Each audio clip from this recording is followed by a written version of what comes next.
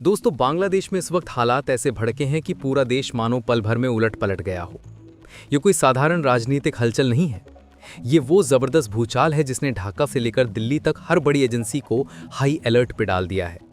सड़कों पर आग सुलग रही है, सत्ता हिल चुकी है और जिस तरह का तूफान वहां खड़ा हुआ है उसने पड़ोसी देशों की धड़कनें तेज कर दी हैं। क्योंकि बांग्लादेश में जो खेल शुरू हुआ है उसके झटके सीधे भारत तक महसूस होने वाले हैं। जो तस्वीरें ढाका से निकल कर आ रही हैं वो सिर्फ राजनीति नहीं, एक पूरे देश के हिल जाने की गवाही दे रही हैं। और इस भूचाल की गूंज सीधा दिल्ली तक सुनाई दे रही है। सबसे बड़ा झटका तब लगा जब पूर्व प्रधानमंत्री शेख हसीना को कोर्ट रूम के भीतर ही सजा सुना दी गई। लेकिन असली तूफान तो उसके बाद उठा। फैसले के तुरंत बाद जो घटनाएं घटीं उन्होंने बांग्लादेश की राजनीति, सुरक्षा और सत्ता सबको उलट पुलट कर रख दिया। लोग सड़कों पर उमड़ पड़े, गुट भिड़ने लगे, सुरक्षा बल हाई अलर्ट पर पहुंच गए और पूरा माहौल एक पल में युद्ध क्षेत्र जैसा बन गया। विशेषज्ञ कह रहे हैं ये सिर्फ एक फैसला नहीं, ये बांग्लादेश की सत्ता संतुलन को हमेशा के लिए बदल देखने वाला क्षण है। बांग्लादेश में जो भूचाल इस वक्त उठा है उसने पूरे दक्षिण एशिया के पावर बैलेंस को हिला दिया है।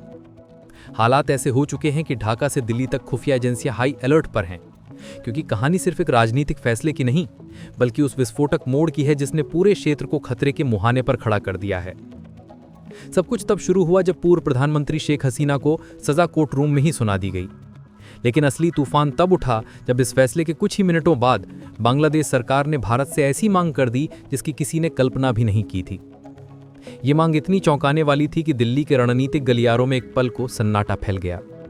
ये सिर्फ कानून व्यवस्था का मुद्दा नहीं था, ये संकेत था कि बांग्लादेश के भीतर कुछ बेहद खतरनाक पक रहा है और उसकी गर्मी सीधा भारत तक पहुंच सकती है। लेकिन असली ट्विस्ट तो तब सामने आया जब 50 साल बाद पहली बार रूसी युद्धपोत बांग्लादेश पहुंचा, वो भी उसी दिन जिस दिन हसीना पर निर्णय सुनाया गया। ढाका में उठी ये हलचल सिर्फ बांग्लादेश तक ही सीमित नहीं रही, इसकी गूंज नई दिल्ली, मॉस्को और वॉशिंगटन तक सुनाई दी। क्योंकि यहां सिर्फ सजा नहीं हुई, यहां किसी बड़े खेल की शुरुआत हुई है। और सोचिए, जिस नेता ने वर्षों तक देश चलाया उसी के खिलाफ ऐसा फैसला आया कि पूरा कोर्ट रूम तालियों से गूंज उठा। लेकिन दोस्तों, असल कहानी तो यहीं से शुरू होती है। जैसे ही फैसला पढ़ा गया, बांग्लादेश की अंतरिम सरकार ने रुख सीधे भारत की तरफ मोड़ दिया। पूरी डेवलपमेंट क्या है जानेंगे इस वीडियो में, लेकिन उससे पहले इस वीडियो को लाइक करें और चैनल को सब्सक्राइब जरूर करें। दोस्तों, ढाका से दिल्ली आया संदेश किसी औपचारिक नोट जैसा नहीं था, ये सीधी चेतावनी थी। हसीना को तुरंत वापस भेजिए, हमारा कोर्ट फैसला सुना चुका है। इसके बाद बांग्लादेश ने 2013 की प्रत्यार्पण संधि का हवाला देकर भारत पर कानूनी राजनीतिक दबाव और बढ़ा दिया। ऊपर से ये मांग भारी लगती है, लेकिन जैसे ही संधि की असली शर्तें देखी जाती हैं, कहानी पूरी तरह पलट जाती है। ढाका जिस क्लॉज को अपना हथियार समझ रहा है वही भारत को एक मजबूत लीगल शील्ड देता है। एक ऐसी शील्ड जिसकी वजह से भारत नियमों के भीतर रहते हुए साफ ना भी कह सकता है। यानी बांग्लादेश का कथित ताकत वाला कार्ड भारत के लिए रिवर्स कार्ड बन चुका है। भारत ने भी जल्दबाजी नहीं की। जवाब आया, हम विचार कर रहे हैं, रिश्ते मजबूत रहने चाहिए। यह स्पष्ट बयान दिखाता है कि मामला अब पूरी तरह डिप्लोमेटिक गेम बन चुका है। उधर ढाका की सड़कों पर तनाव बढ़ रहा है, लोग जमा हो रहे हैं, नारे तेज हो रहे हैं और राजनीतिक तापमान लगातार बढ़ रहा है। लेकिन दोस्तों, सबसे बड़ा ट्विस्ट फैसले वाले ही दिन सामने आया। 17 नवंबर को रूस ने अप्रत्याशित चाल चलते हुए अपना एडवांस्ड कॉर्वेट ग्रेम यानी चटगांव में भेजा। कहा गया 5 दिन की मैत्रीपूर्ण यात्रा पर 50 साल बाद पहली बार रूसी वॉरशिप, और वो भी उसी दिन जिस दिन हसीना पर निर्णय सुनाया गया। ढाका में उठी ये हलचल सिर्फ बांग्लादेश तक सीमित नहीं रही, इसकी गूंज नई दिल्ली, मॉस्को और वॉशिंगटन तक सुनाई दी। क्योंकि यहाँ सिर्फ सजा नहीं हुई, यहाँ किसी बड़े खेल की शुरुआत हुई है।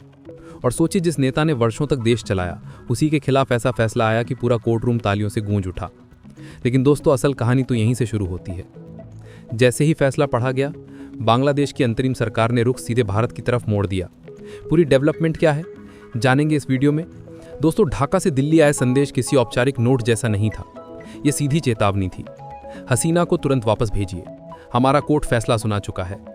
इसके बाद बांग्लादेश ने 2013 की प्रत्यार्पण संधि का हवाला देकर भारत पर कानूनी राजनीतिक दबाव और बढ़ा दिया।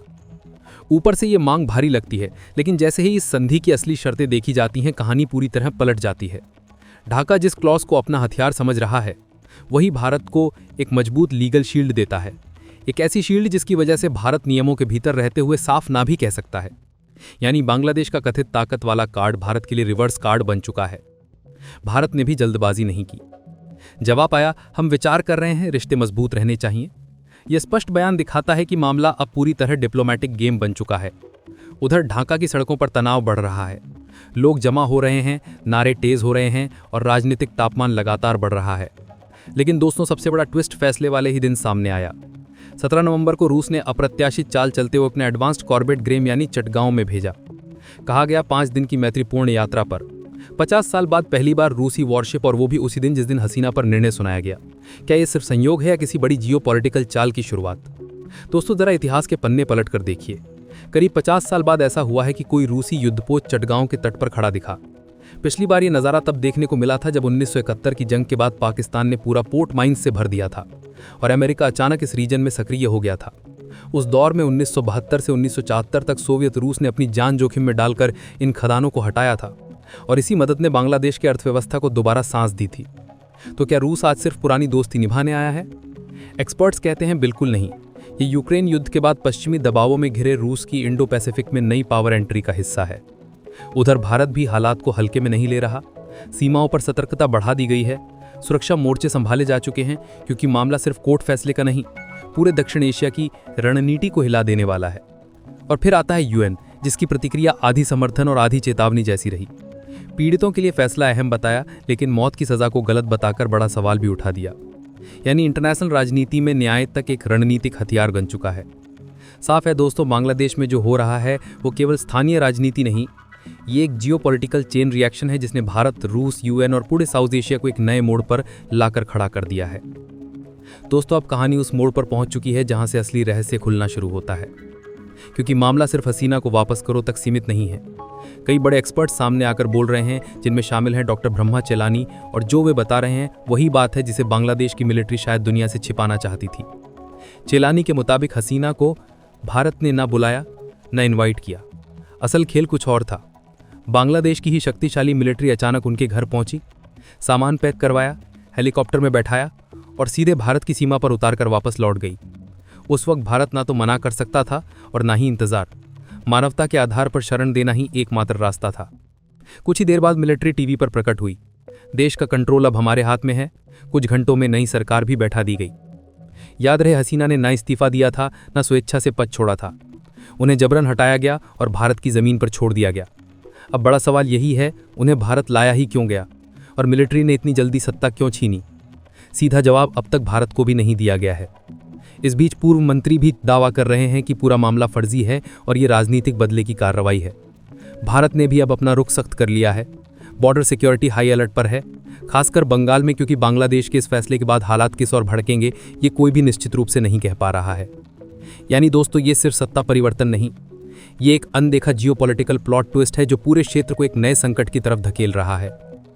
दोस्तों, अब बांग्लादेश के अंदर की असली हवा समझना बेहद जरूरी है, क्योंकि हालात इतने तनावपूर्ण हो चुके हैं कि खुद मोहम्मद यूनुस भी असहज नजर आने लगे हैं।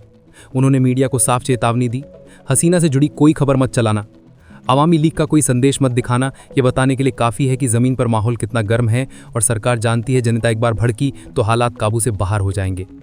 नई सरकार बाहर से मजबूत दिख रही है, लेकिन अंदर का डर यूएन के बयान ने और बढ़ा दिया। मौत की सज़ा को गलत भी कहा और ट्रायल को न्याय का पल भी बता दिया। यानी अंतर्राष्ट्रीय राजनीति में न्याय तक एक रणनीतिक हथियार बन चुका है। अब बड़ा सवाल यही है, क्या बांग्लादेश का ये कोर्ट वाकई इंटरनेशनल स्टैंडर्ड वाला है या पूरी प्रक्रिया पहले से लिखी स्क्रिप्ट, फैसले का टाइमिंग, स्पीड और कोर्ट रूम में ताली और स्क्रिप्टेड जैसा लगता है? और असली पेंच, क्या भारत हसीना को वापस भेजेगा? बांग्लादेश कहता है ट्रीटी है, लौट आओ, लेकिन उसी ट्रीटी में लिखा है ट्रायल दोनों देशों के मान्य कानूनों के मुताबिक होना चाहिए। भारत का सवाल साफ है, क्या ये कोर्ट इंटरनेशनल मान्यता रखता है या ये सिर्फ राजनीतिक ताकत का खेल है? इसी जवाब का इंतजार करते हुए भारत कोई जल्दबाजी नहीं दिखा रहा। इस बीच हसीना के बेटे साजिद वजीद की भावुक अपील नहीं सामने आई। मेरी मां को डिपोर्ट मत कीजिए, भारत ने उनकी जान बचाई है। इससे साफ है कि हसीना की वापसी कोई सामने का तानी खतरनाक हो सकती है। इधर रूस की एंट्री ने पूरी कहानी को और रहस्यमय बना दिया।